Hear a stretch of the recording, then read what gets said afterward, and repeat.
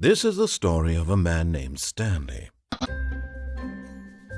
Stanley worked for a company in a big building where he was employee number 427. Employee number 427's job was simple.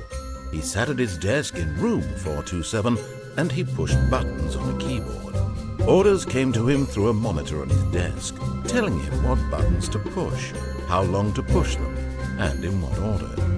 This is what employee 427 did every day of every month of every year. And although others might have considered it soul-rending, Stanley relished every moment that the orders came in, as though he had been made exactly for this job. And Stanley was happy. And then one day, something very peculiar happened. Something that would forever change Stanley. Something he would never quite forget. He had been at his desk for nearly an hour when he realized that not one single order had arrived on the monitor for him to follow. No one had showed up to give him instructions, call a meeting, or even say hi. Never in all his years at the company had this happened, this complete isolation. Something was very clearly wrong. Shocked, frozen solid, Stanley found himself unable to move for the longest time. But as he came to his wits and regained his senses, he got up from his desk and stepped out of his office.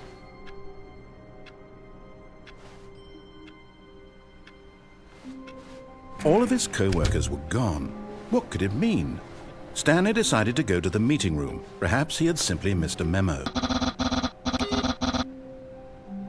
No matter how hard Stanley looked, he couldn't find a trace of his co-workers.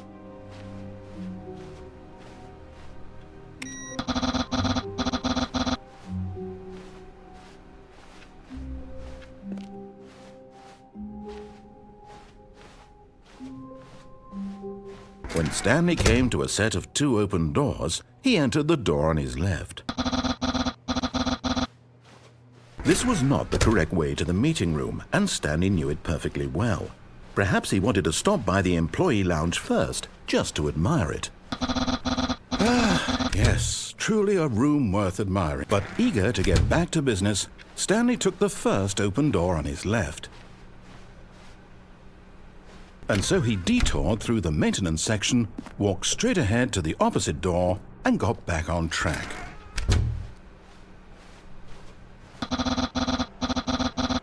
Yet there was not a single person here either. Feeling a wave of disbelief, Stanley decided to go up to his boss's office, hoping he might find an answer there.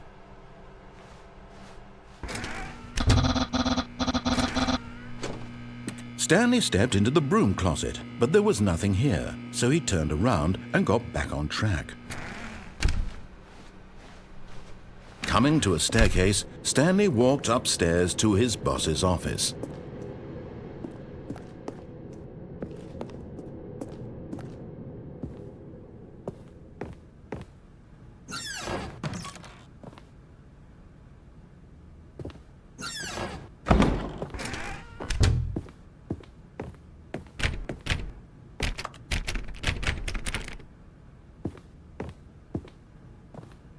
Stepping into his manager's office, Stanley was once again stunned to discover not an indication of any human life. Shocked, unraveled, Stanley wondered in disbelief who orchestrated this. What dark secret was being held from him? What he could not have known was that the keypad behind the boss's desk guarded the terrible truth that his boss had been keeping from him. And so the boss had assigned it an extra secret PIN number, 2845. But of course, Stanley couldn't possibly have known this.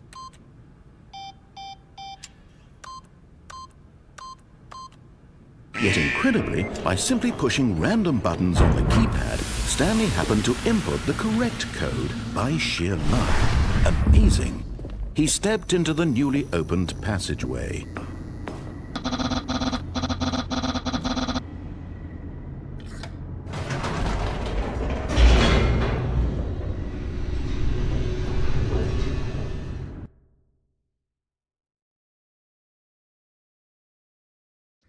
Descending deeper into the building, Stanley realized he felt a bit peculiar. It was a stirring of emotion in his chest, as though he felt more free to think for himself, to question the nature of his job. Why did he feel this now, when for years it had never occurred to him?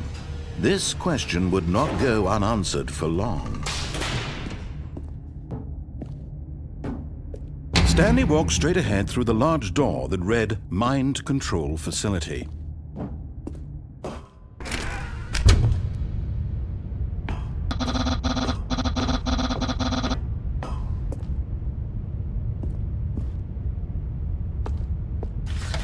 The lights rose on an enormous room packed with television screens. What horrible secret did this place hold? Stanley thought to himself. Did he have the strength to find out?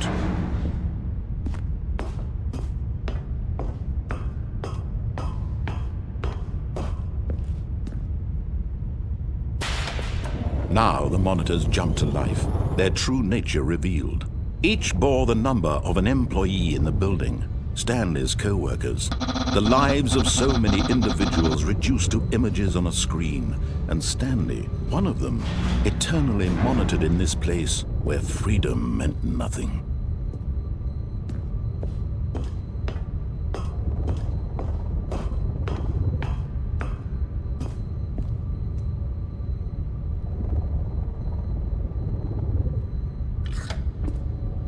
This mind control facility, it was too horrible to believe. It couldn't be true. Had Stanley really been under someone's control all this time? Was this the only reason he was happy with his boring job? That his emotions had been manipulated to accept it blindly? No, he refused to believe it. He couldn't accept it. His own life in someone else's control? Never! It was unthinkable. Wasn't it? Was it even possible? Had he truly spent his entire life utterly blind to the world? But here was the proof. The heart of the operation. Controls labeled with emotions. Happy, or sad, or content. Walking, eating, working. All of it monitored and commanded from this very place.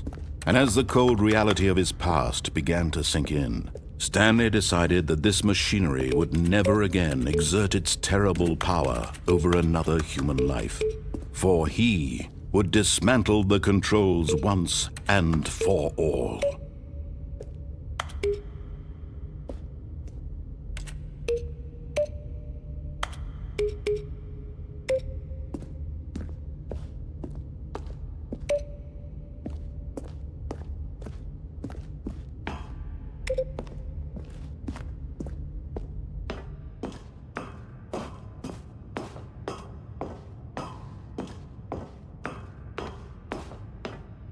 And when at last he found the source of the room's power,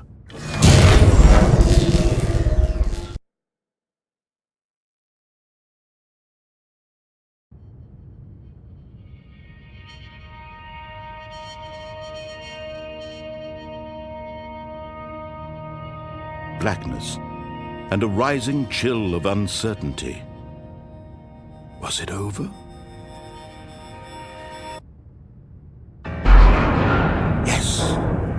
He had won. He had defeated the machine, unshackled himself from someone else's command. Freedom was mere moments away. And yet, even as the immense door slowly opened, Stanley reflected on how many puzzles still lay unsolved. Where had his co-workers gone? How had he been freed from the machine's grasp? What other mysteries did this strange building hold?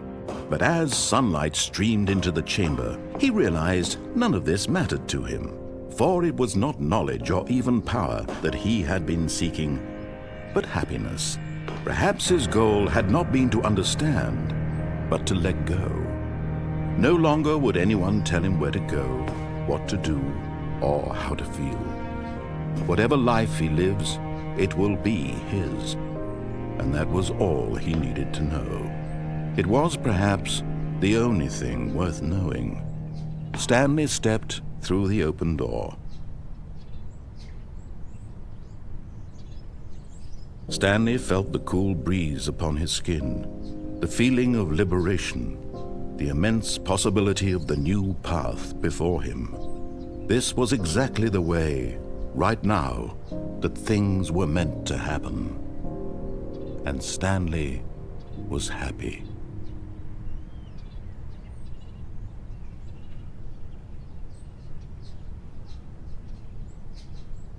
Some new snow tires. My car is held together by a piece of chicken wire.